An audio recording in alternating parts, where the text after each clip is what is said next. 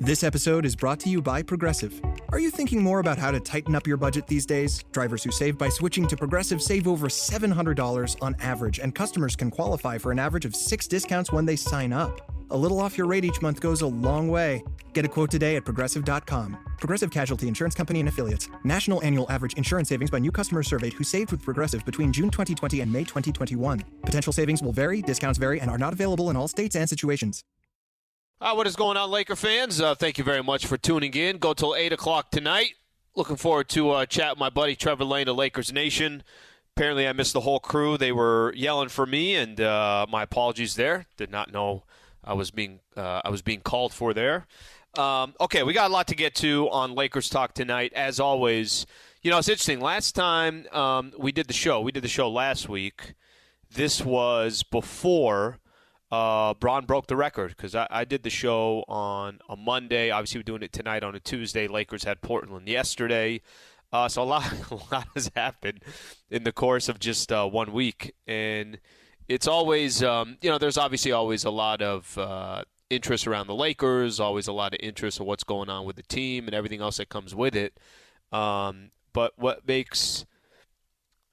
I think makes this timing of the Los Angeles Lakers right now is I genuinely have no idea where the Lakers are going. I'm talking about this team, obviously talking about trying to make the playoffs, trying to make the play-in tournament. And every time I start feeling positive about the Lakers, they give me reason to hesitate. They give me plenty of reason, by the way, to obviously look back, and they remind us that they are a below-average team every time we'd like to think that, no, they're actually above average, and look at the direction that they're moving in.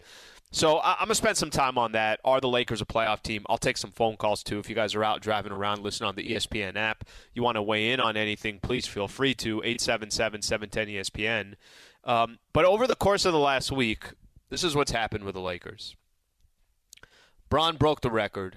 He did it a week ago tonight against the Oklahoma City Thunder. The next day is when we did our, full, basically 11 hours of commercial-free radio. But Bron broke it a week ago. And it was kind of nice, to be honest, and I think there's probably a lot of people that felt that way as well. It's kind of nice to see Bron break it, see him break it in the purple and gold at Crypto.com. Kareem is there. And then it was also nice to turn the page and get ready for, was going to be the finale for the trade deadline for the Lakers. Are they going to make any moves? Who are they going to go out there and get? Russ going to stay on the roster? Who else is going to go? So there was a lot of moving and shaking just on Tuesday of last week. Bron breaks the record. Then we get into Wednesday, and a lot of stuff start going down. We knew the Lakers had until noon on Thursday to figure some stuff out. Russ obviously gone. Patrick Beverley gone. The Lakers want to add a couple of the other players, Juan Toscano-Anderson, Damian Jones. Lakers added D'Angelo, Malik Beasley, Jared Vanderbilt, Mo Bamba. You want to go back to the Rui trade, got him a couple weeks ago. Devon Reed was another player that they added. And then the trade deadline ended, and now you kind of had a roster that you knew was going to be on the team the rest of the way. These are the guys that the Lakers are going to have to go make their push to try to get into that play-in tournament. Hopefully beyond that, you like what the roster looks like, and you like some of the additions, and now it's better fit. The role players understand what their roles are, and you take it from there. Well, Bron hasn't played a game since that Thunder game. And the Lakers, over the course of these last few games, add the Thunder game, add the Pelicans game from last Saturday. We know that was a devastating loss as well. They are 1-4 over their last 5 games. Do I got that right? Yeah, 1-4 over their last 5 games. And then we got 1 game left before the All-Star break, and that's coming up tomorrow. I'm going to try to answer this the best way that I can. Are the Lakers a playoff team? Now, there's a couple ways of defining it. People say, all right, a playoff team is – I don't think the play-in tournament is the playoffs, because you're in a play-in tournament to try to get into the playoffs and be the top 8. Being one of the top 8 seems like it's so far down the road it's hard for me to comprehend. So let me simplify it even better. Are they just a play-in tournament team? Are they just a play-in tournament team? Let me break it down this way. So far this season, this is what's happened with the Lakers. So they haven't been a playoff team with, let's say, Bron around and Anthony Davis gone. They haven't been a playoff team when Anthony Davis is around and Bron is gone. They haven't been a playoff team with both of them in the lineup. They haven't been a playoff team when there's injuries to their role players. They haven't been a playoff team where there was no injuries to their role players. With Russ, they were not a playoff team. Not sure yet, without him, because this just kind of all has gone down over the last, in this really brief period of time, this has all gone down. I guess the only question left, because what the Lakers have told us so far all this season is they're not a play-in team, let alone a playoff team. That when you're 6 games below 500 in the Western Conference, they're trying to tell us something, and I know I'm not listening. I'm like, well, no, I think they're only 2 games back, or 2.5 games back. And I've been playing this game for the past 2 months where you say, all right, well, they still got a lot of time left. There's only 24 games left tomorrow. After tomorrow's game, the Lakers are done until, what's that date? February 23rd. And then they just have a ton of games after that. From the 26th to, April, I want to say 9th, they're fitting in 22 games or something like that. So it's going to be crazy how many games are going to be crammed in. And actually go look at the teams that they're playing. They're all teams that are in front of the Lakers. I guess any team you play in the Western Conference is in front of the Lakers unless you're Houston or San Antonio. I guess the only question left is, after the trade deadline, can this team be a playoff team? Can they be a play-in tournament team? They added D'Angelo, I mentioned, Malik Beasley, Jared Vanderbilt, Mo Bamba, Devon Reed. I like the moves, to be honest. I much prefer this roster over the roster from a week ago. I much prefer a team that I already saw the Russ experiment. I saw plenty of it. I saw it for a year and a half, and that was clear indication that that's not a playoff team.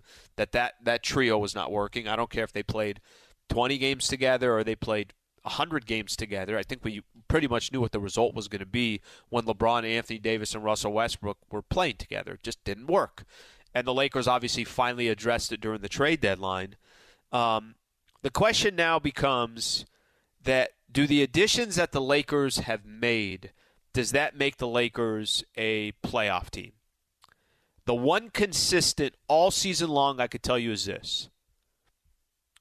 They are not in that playoff picture. That's the one. They started out the season, remember, 2-10. They were a team right out the gate where through the first 12 games of the season, you're like, what the heck is this? And then they built themselves back and they got to where they were at least hovering close to 500. But here they are now sitting, again, 6 games below 500. We're not far off from the 8 games below 500, the way the Lakers started the season out. And the teams in front of them, I'll tell you this much. There's some teams in front of them where it's really discouraging, and then there's other teams in front of them where, you say to yourself, okay, is this team going to get better or are they going to fall back? I think the Golden State Warriors are going to be in the mix, period. And eventually Steph Curry will come back, and the Warriors will do what the Warriors do. I'm not telling you they're going to go compete for a championship, but that's a good team. I think everybody would agree with that that they will be in the mix. I think the Clippers, they'll be in the mix. I can't tell you what the Clippers are today, but I could tell you that they got a ton of talent and they got a really good roster. Whether that equates to a championship run or not, I don't know, but I think they're going to be, obviously in that mix. Dallas, Phoenix, Sacramento, Memphis, Denver, wipe all those teams out of the way. They're all going to be in the mix. I think that part's clear. So what the Lakers now are really fighting against is they're fighting against teams that either will be happy to make the playoffs and that is their season, or they'll be fighting against teams that were not even supposed to be in the picture from the gate. Right out the gate, they weren't supposed to be a part of the mix. Those teams are the Oklahoma City Thunder, the Utah Jazz. I don't think anybody thought those teams were going to be in front of the Lakers in the NBA standings, but they are, and they've been in front of the Lakers. It feels like, for the most part, this season. Maybe the Thunder have fallen back, and then they've climbed up, whatever the case is. But there's a pretty much a 3-game cushion between the Lakers in the loss column and all these other teams in front of them. And some of these teams, and I don't know all the details of this, but some of these teams will have tiebreakers on the Lakers. I know the Blazers have already beat the Lakers twice. I know the Thunder have won, a game against. I know Utah's won, but I don't know the exact details. As you get closer to the end of the season, we pay a little bit more attention to that. But there are definitely some teams out there that have beat the Lakers. So I think this team is telling us that they're not a playoff team, and 26-32 will remind us of that as well. And 24 games left does not give the Lakers all that much opportunity to, obviously kind of work their way up. Now, it doesn't mean it's over. It just means that unless they start playing really good basketball the rest of the way, they probably don't make the playoffs. And the chances of them making the play-in tournament, you're going to depend on other teams to lose, but I don't think they could play 500 the rest of the way, which they've been 6 games below 500 this season, and actually make the postseason. So I'll take some of your guys' phone calls when we come back if you want to give your thought on that. What do you make of where the Lakers are sitting today? And they did make a lot of moves, and I think a lot of people are positive about the moves that they made. The question is just going to be, is that going to be enough to get them in that play-in tournament? 877-710-ESPN. Stay right here. This is Lakers Talk on 710 ESPN. All right, always great opens with Mario Ruiz right there. Thank you. Quick shout-out to Hogue there. Appreciate their partnership here on Lakers Talk. So I threw out the question of, are the Lakers a playoff team? Can they make the play-in tournament? I'm going to read off a couple tweets here, and then I'm going to take some phone calls on this. And I got some stuff on Anthony Davis, who just simply put, is just not holding his weight. I don't know what else you want me to tell you. He's not. Anthony Davis is supposed to be a franchise player, and LeBron James was keeping the Lakers above 500 or at 500. Let's just say at 500 without Anthony Davis at age 38 with all the miles and minutes that he's logged together. Then he misses a couple games, and the Lakers just go in a free fall and that's with Anthony Davis on the floor. I'm going to get to that in just a second. All right. Annoy you later on Twitter. That's not a bad handle right there. And I'm asking the question about the Lakers getting to the playoffs. It's going to be so hard to make the playoffs. They need to win like 18 of their last 24 games, and LeBron is not 100% right now. They definitely got some challenges in front of them. I think, there's a lot of coaching stuff on there as well, a lot of tweets. Some of them are on Darvin Ham. So there's a number of different things that people are pointing at here real quick. For me, I think the biggest question mark is, and it is a little bit different because the trade deadline just happened. If the Lakers made no moves at the trade deadline, the roster was the exact same, I would tell you 100% they're not making the playoffs. It's the same team. Now the difference is, okay, well, you just went through a trade deadline where you got 5 new guys on the roster. You let X amount of players go. Russ is no longer on the team. Pat Bev is no longer on the team. So I don't think we could definitively sit here tonight and say, oh, well, they got no shot. I actually don't know what these other players are going to bring to the table. A lot of it's going to have to do with Braun on the floor. Is he not on the floor? So there are some, obviously some different factors here. Let's take a quick call here. Let's go to Daniel in Santa Monica. What's going on, Daniel? Hey, good evening, Slee. Thanks for taking my call. You're asking Laker Nation about the playoffs. I want to say yes. I'm dying to say yes. And they tease us so much. In that Golden State game, I was thinking, man, okay, maybe we can kind of bottle this up. I'm with you. And maybe go on, maybe not a run, but you know what I mean? Just put a couple together or something. And I was so excited for Portland. And it was like, man, this is just crazy. And so I just, I was talking to my guys, and I was just like, man, what is it? It's different personnel, so we can't say it's all a bunch of guards, right? We should be able to get to those three-point shooters. So what is it really? And, I know the NBA, being an NBA coach is probably, one of the hardest jobs in the world. So, definitely respecting Darvin Ham. But I got to think that there's a lack of defensive, which is weird because he's a defensive coach, right? But there's got to be a lack of scheme or buy-in or something, because it just doesn't really add up. And my last thing that I wanted to say is just we got to just move on. I love Anthony Davis. He helped bring a chip. He was the most impactful player in that championship run. When he hit that shot in the bubble, man, I went running all over the place. So I love him for that. but I just think that it's time, and he's proven that he's not the franchise player that we all really, really think he could be. But I think it's time to move on from that. Maybe in the offseason, who knows? But, hey, man, I really hope we can make a playoff run. Maybe this is irrelevant in a month and we went on a great run, which I'm hoping for. But it's something's not adding up, and I got to think it's about Darvin and maybe a lack of scheme or buy-in. Daniel, I appreciate you calling in. So let me go. Actually, I think the AD point is where I want to kind of churn to this anyway. So the Anthony Davis piece of it, I kind of find it very interesting. I mean, let's look at the last couple seasons for the Lakers. They win the NBA championship. The following year, Anthony Davis is not healthy against the Phoenix Suns, and that's it. It's a wrap. The season's over. By the way, that's not that much different than any of these other teams that have a star player or they have two star players. You lose one of them, you're not going anywhere. That's how it goes. Then the Lakers don't make the playoffs last year, and we know Anthony Davis plays about 50% of the game, somewhere around there, give or take.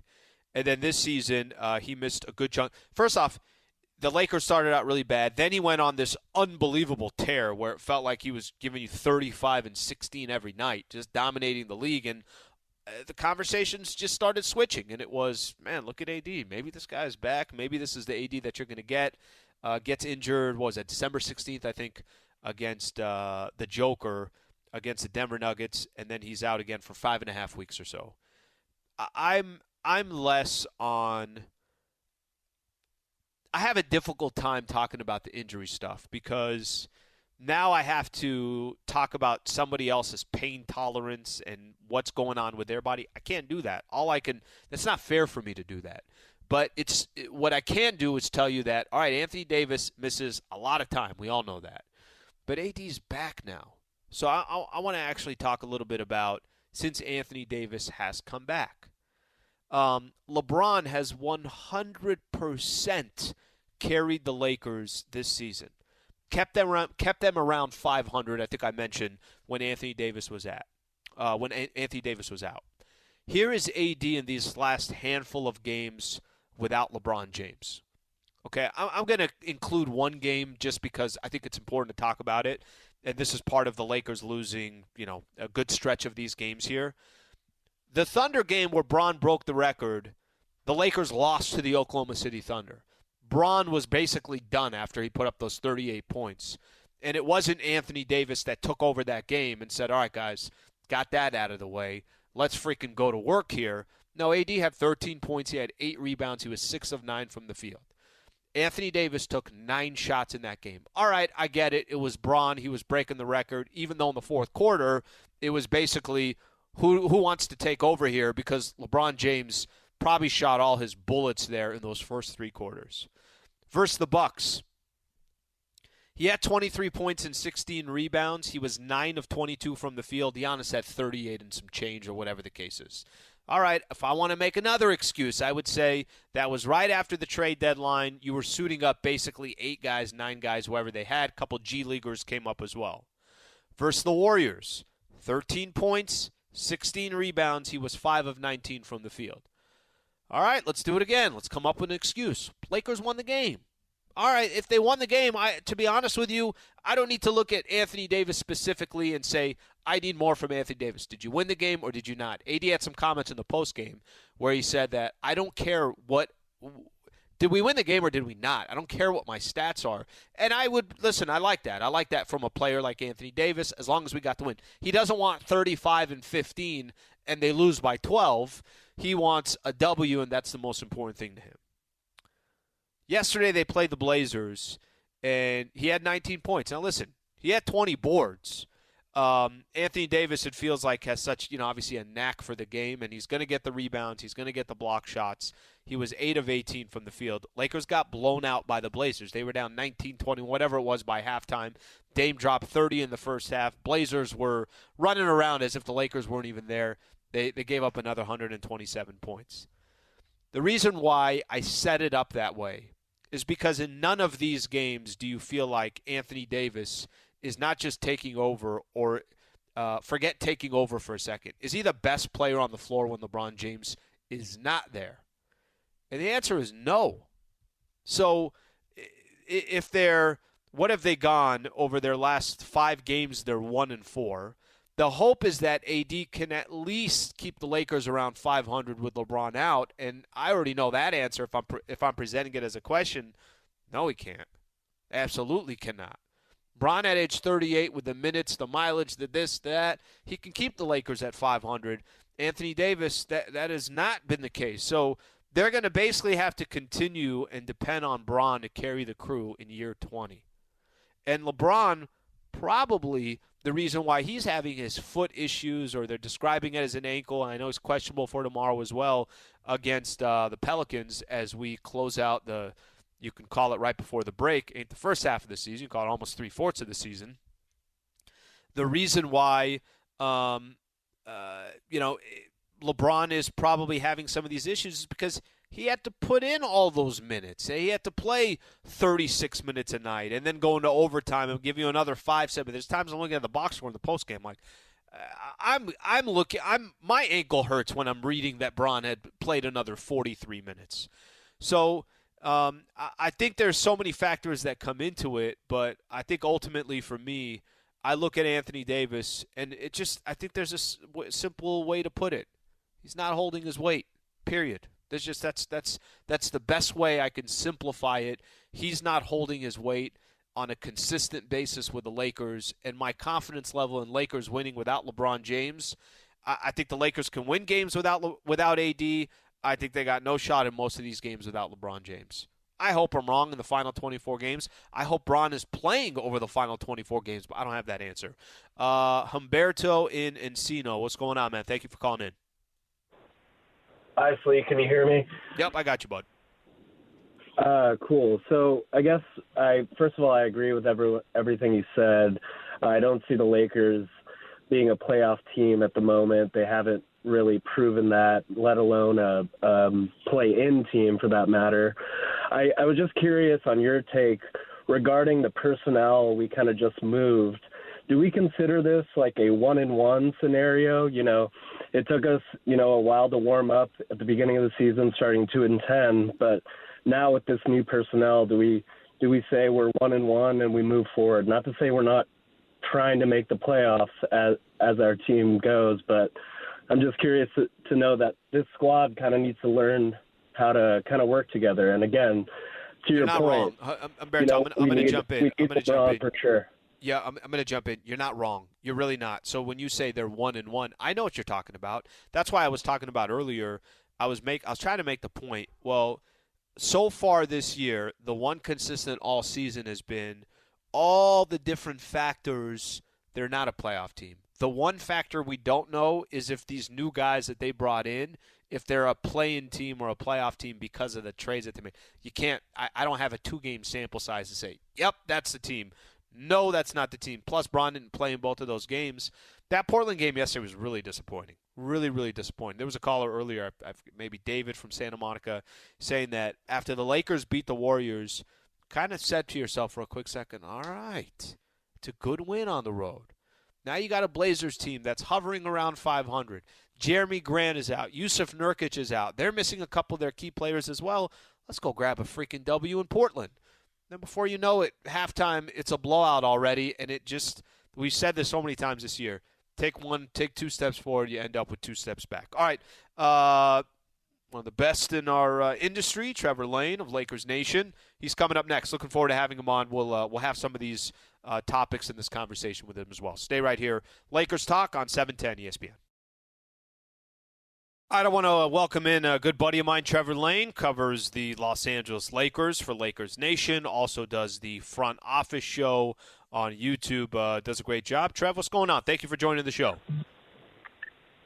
Hey, Alan, thanks for having me. How's everything going with you? It's been a rough last 24 hours for the Lakers, huh? Well, a little calmer this week I feel like we're going to have I feel like the sea has calmed a little bit last week. What was going on last week? Every time I got up to do anything, something was happening in the NBA. I feel like I got a breath of fresh air over the weekend. Yeah, it was a busy time last week for sure, but it was a fun time too. Yeah. Seeing all those moves go down, it was a blast, and now we get to see kind of how it all plays out. Hopefully, we get more nights like the game against the Warriors and less like the Blazers. Well, let me start off with this because I spent some time, doing this. That if there's one consistent the Lakers have shown us all year long. Now there's some different factors that we have to equate here over the last couple of, obviously since the trade deadline. But the one consistent that the Lakers have told us, now it's just up to us if we want to listen or not, is, hey, we're not a playoff team. And we're lucky if we make the play-in tournament. And they are 6 games below 500. And whether Bron's in, Bron's out. AD's in, AD's out. Role players are injured, role players are in there. They take a couple steps forward, they take a couple steps back. That's been the consistent, at least from me, all season long. Now, it's not fair to kind of assess this team after the trade deadline because Bron has not been there. And you obviously have a number of different players that the Lakers are trying to work in. Trev, when the dust settles, are the Lakers going to make this play-in tournament, and will they be able to solidify a spot as one of that top 8? If I had to kind of get your prediction today with 24 games left, how would you answer that question? Yeah, I mean, health willing, I still think they're going to, but the clock is ticking. You're running out of time, and like you said, you can't do this, 1 step forward, 1 step back, 2 steps forward, 2 steps back, whatever thing anymore. You can't continue to play 500 basketball. It's not good enough. You're still trying to make up for that 2-10 start. They're still trying to dig out of that hole. If you erase that, the Lakers are right in the middle of the playoff mix right now in the Western Conference. They're just fine. But the problem was that 2-10 start, they've just never been able to get that anchor off of them and be able to actually jump into playoff positioning. And the only way you do it is you've got to reel off a string of wins. You've got to reel off 5, 6 wins in a row, and then next thing you know, okay, you're in the middle of things again, and you're off and running. But if they continue playing this way, and hopefully that's not what's going to happen with all these new players coming in, but if they continue just, you win a game, lose a game, that's not going to do anything to make up ground, not in the Western Conference. So that's the challenge. I do think that ultimately they're going to get it done, but, man, 24 games left. They didn't give themselves a lot of time to make it happen. Trev, I think one of the things that stands out to me most, actually it's a perfect example. The last two games are perfect, where you get kind of excited for the Lakers against the Warriors, and then the Blazers bring you back down to earth. And we're talking the Blazers here, and we're not talking Memphis or Boston or one of the elite teams. I just use that as an example. Are the moves they made, do you think, addresses a lot of those needs that they had? I mean, what would you say is missing with this team right now? Because every time, and last night is a good example of it as well, the Blazers didn't have Jeremy Grant. Yusuf Nurkic didn't play as well. It seemed like an even fight. I know how important Bron is, but Anthony Davis is there. You got some of these other role players. Damian Lillard was the best player on the floor yesterday, and I don't think there's any question about that. Does it seem like that the players that they brought in will eventually fit right in, and how much of that is going to also be based on, well, LeBron's got to be back first before we have any idea what this team looks like?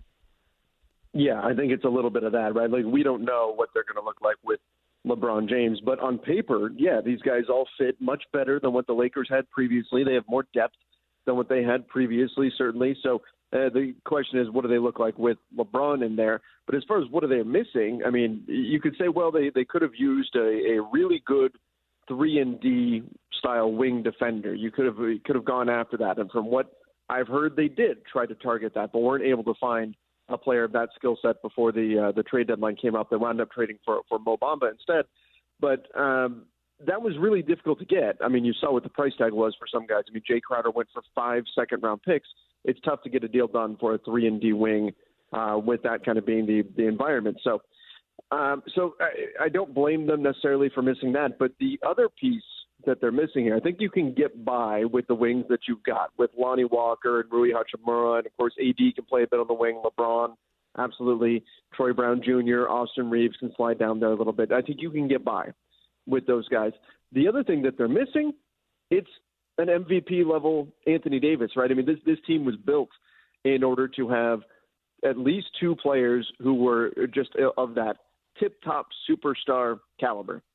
And that's what you've got to have. And LeBron has been playing at that level most recently, but hasn't been available for enough games recently. Anthony Davis was hurt for a while, Now he's come back, and in the, whatever it is, 8 or so games since he came back, he hasn't been that MVP caliber player that we saw before the injury.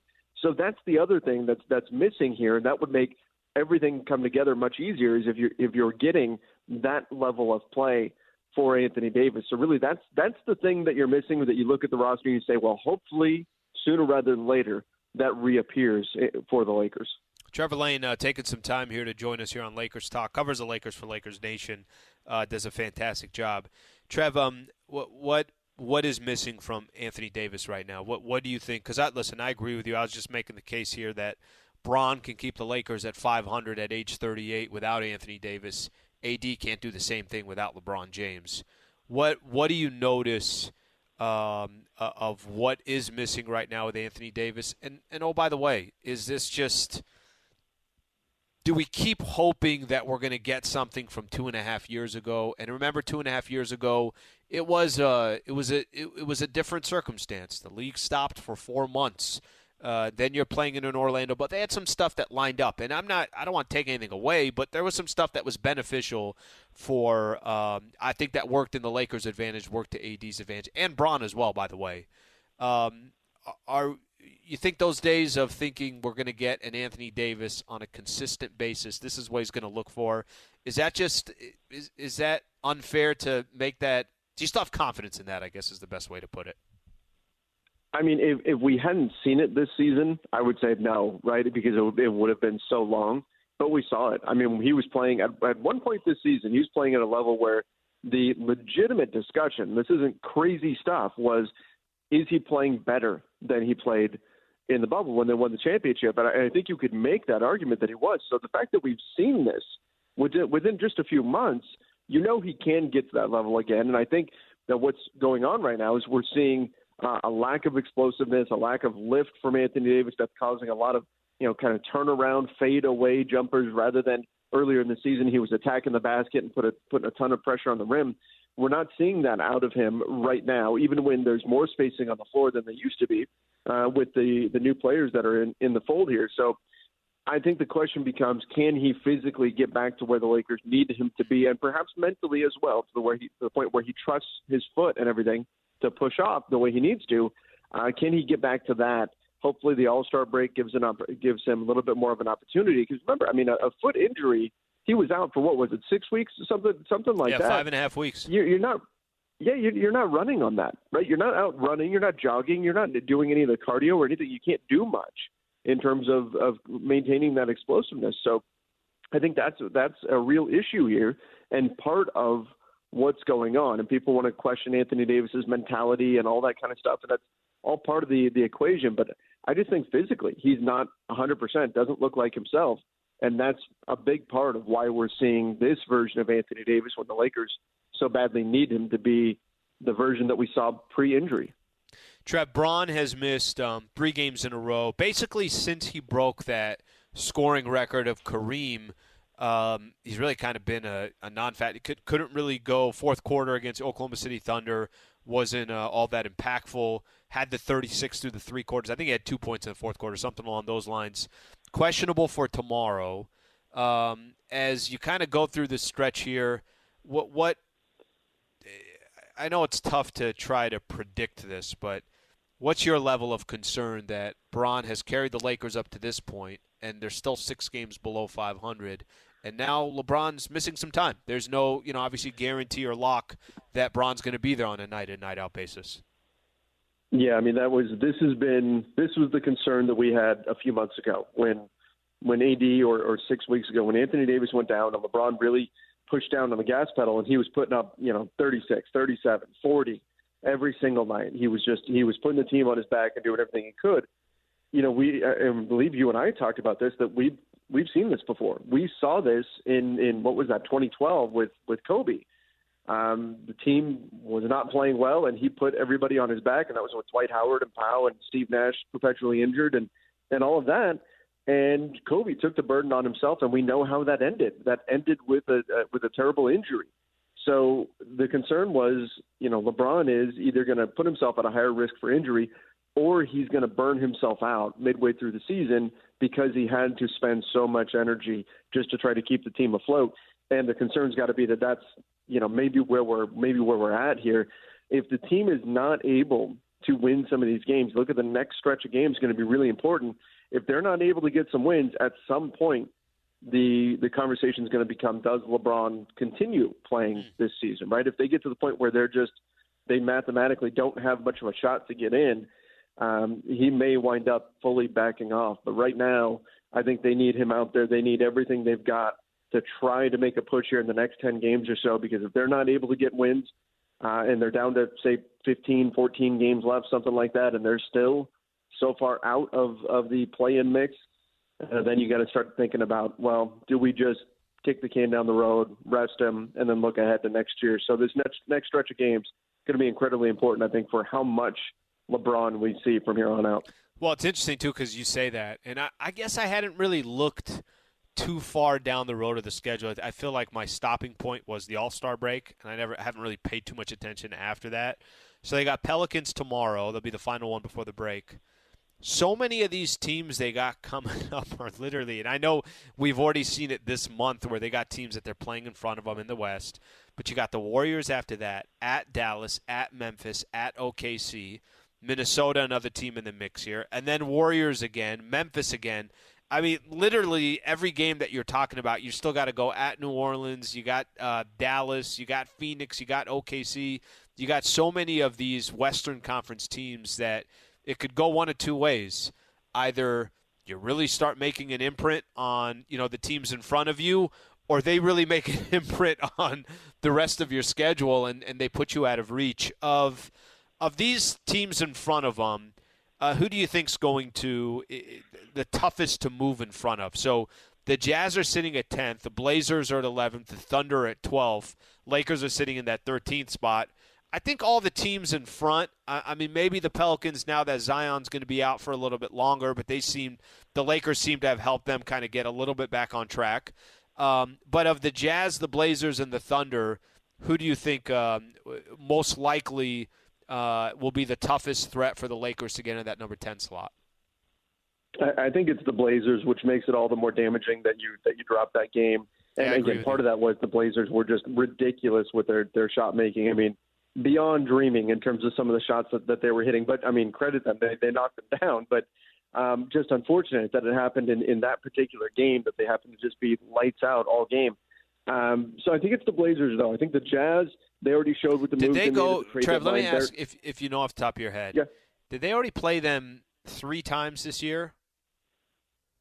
I believe so. I think 3. Lakers got 3 1. I want to say 2-1 Portland. Remember they won that first game earlier in the season, so they technically have the tiebreaker on the Lakers as well. I think so. There may be another one in there. They should play them 4 times. So there may be another one in there that I'm forgetting. But in any event, that's obviously not great because they did lose to them early on in the season as well. So the Lakers really need to get that win. I do think though it's the Blazers that are going to be the team that's really pushing to win games. The Jazz, they've showed their cards. They're not worried too much about whether or not they win games this season. Players are still going to play hard, but same thing with the Thunder. They're a young team. They're not too focused on whether they make the play-in or not. They play great. They're very well coached, and they can still make some noise. But I don't think that just organizationally they're going to be pushing to try to win games as much as possible. Whereas the Blazers, they're all in, try to get Dame a shot, kind of similar to the Lakers. Just get Dame to the playoffs and see what happens.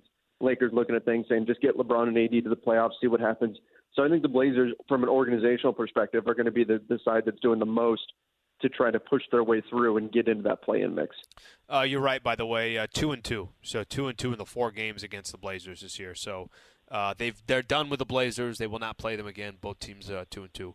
Trev, always appreciate the insight, buddy. Thank you for taking the time. If you want to follow Trevor Lane, follow him on Twitter at Trevor_Lane. Fantastic job on YouTube as well. Trev, thanks for the time, brother. Hey, no problem, Alan. Anytime. Thank you for having me. All right, that is Trevor Lane of Lakers Nation. Okay, a couple things we'll do when we come back. What to expect second half of the season. The Russ experiment is finally over. Is he going to get picked up by a new squad?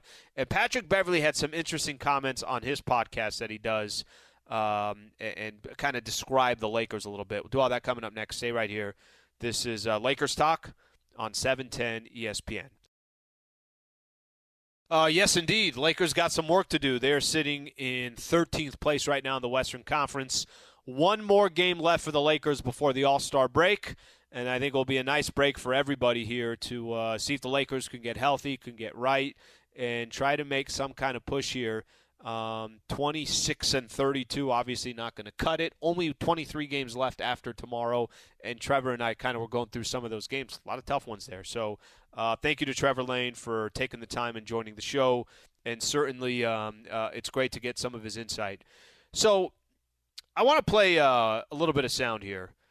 Patrick Beverley does his own podcast. It's part of Barstool Sports. And he was talking about just in general, obviously Pat Bev was a part of the trade that brought Mo Bamba to the Lakers. He's going to get bought out, and he's going to end up on probably some contender. Take a listen to this. This is on his most recent episode of the Pat Bev podcast. Take a listen. Trading is always different, and I caught a vibe with the team. It was cool. It was cool. I wish we would have won a lot more games. Obviously, we would have. Why do you think you didn't? I don't know. It wasn't basketball. One basketball. It was other but other you really can't pinpoint out. Comes and goes. A little bit here, a little bit there. So everything maybe just didn't click in the right way? Yeah, just the vibes are sometimes on, sometimes off. And inconsistent vibes Interesting. leads to inconsistent play. By the way, I actually really like that. Inconsistent vibe leads to inconsistent play. I don't know the specifics. Obviously, he didn't elaborate. He just kind of kept it at that, which is, I think, common, right? Nobody's going to give too much detail on that stuff. These are friends of theirs. These are guys that, are probably friends off the court, whatever the case. He didn't give too much details. But I think it's interesting, right? I don't think there's too much to hide from that perspective. It was other you-know-what on why the Lakers weren't able to win more games. I was going to do some stuff a little bit earlier, and we kind of got caught with other topics. The Russ experiment, how with Russ being gone, how did the Russ experiment go? Could have worked different with if the big three played together more. To me, to be honest with you, by the time that trade deadline was over, I had no problem seeing Russ leave. Even Patrick Beverley, and I had said this in the past, I've said that I'm not going to lose sleep if Pat Bev is not there. I don't think that worked out maybe the way we had envisioned, and maybe that's just because Pat Bev's 34 years old, and it just wasn't going to, what he brings to the table was just not going to be as advantageous than what he could potentially bring on another table, at least with this roster. The Russ thing just never worked. It didn't. And there was no point, there was no time where it felt like, hey, things are really turning course. He accepted roles. He came off the bench. I thought his relationship with Darvin Ham seemed like it was strong. But ultimately, at the end of the day, those three just didn't work. And you can't, you can only force something for so long. We saw plenty of games. I remember before the season started, I had actually asked Braun this question in the exit interviews last year about the three of them working together. And Braun had asked, well, how many games did we play together? I think the number was 21 before this season. He's like, well, I've played more games with high school teammates of mine than I played with Anthony Davis and with Russ. And I respect that. I know what he's doing. He's not going to say, yeah, it doesn't work. I get that. I that part is clear. However, I don't care if they played 200 games together. I don't think it was ever going to work. I really didn't. I just never thought anything was going to change. And now the question mark of where Russ is going to end up, that part's kind of fascinating, right? Could end up, Clippers are playing the Warriors right now, and you've heard some rumors that it could potentially be with the Clippers. You've heard Chicago with his former coach, Billy Donovan, who was obviously a big part of his success in Oklahoma City. That part can be interesting, right? I'm curious to see how that kind of plays out and everything else. There's a lot of players, Pat Bev included, where you're curious where they end up and what kind of landing spot they end up in. Are they going to be on a team in the Western Conference, and the Lakers are going to have to face them later this year? Will it be with a team that the Lakers are trying to fight with to get in the play-in tournament? So there's still some storylines of some of the guys that have left, but certainly for the Lakers, time to turn the page and hopefully have some success with some of these new players. One game left before the All-Star break. That's coming up tomorrow. So the Lakers will have a chance to try to end on a good note. They got the Pelicans. Pelicans beat the Lakers after they had lost 10 games in a row, so the Lakers certainly got some work to do. Thank you to Michael Funches, thank you to Laura Romo, and thank you to Mario Ruiz. I'm back on tomorrow morning with Travis Rogers. Thank you so much for being a part of the show. LA, hope you have a great rest of your night.